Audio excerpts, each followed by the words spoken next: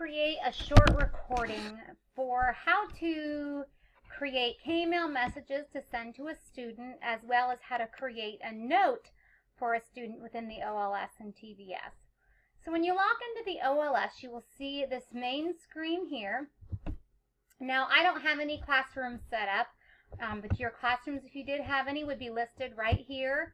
And you could go into Students, My Classrooms, and then you could select one of your classrooms, like your homeroom or your class, and that would allow you to send a bulk email to that whole class, or you could click next to the names of certain students in that class to send a mass K-mail to just some students.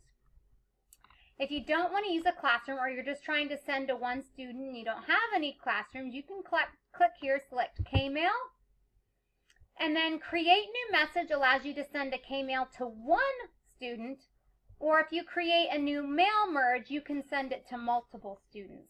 So it depends on if you're just sending a K-mail to one or more than one student, how you would want that to go.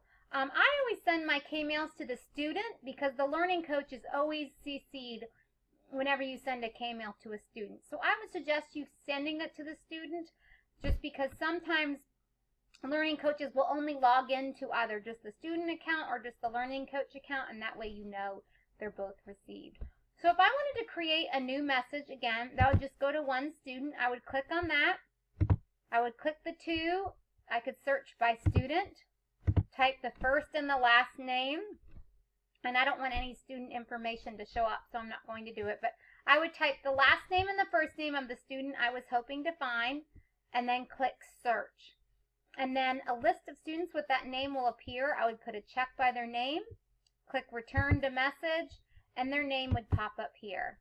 You can also CC, like if you were sending a K-mail to a student, but you wanted the caseload manager or homeroom teacher to see that email, you could click show CC, teacher, and let's see, I'll do Sherry Hoffman.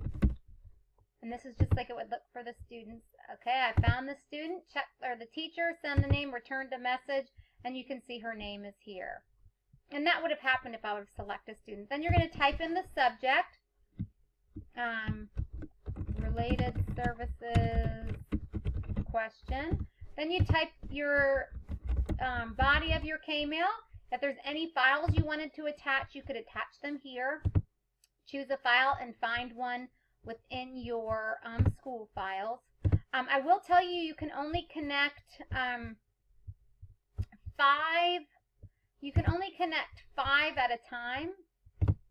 It will only allow you to attach 5 attachments at a time, and they must be in the form of PDF. If you try to send a Word document or a PowerPoint through K-mail, a lot of times parents and students can't open that. Once you have all the information there, you'll scroll down and you will click Send Now, and it'll give you an option that says K-mail processed at the top. It'll say K-mail processed, and that way you know it's been sent.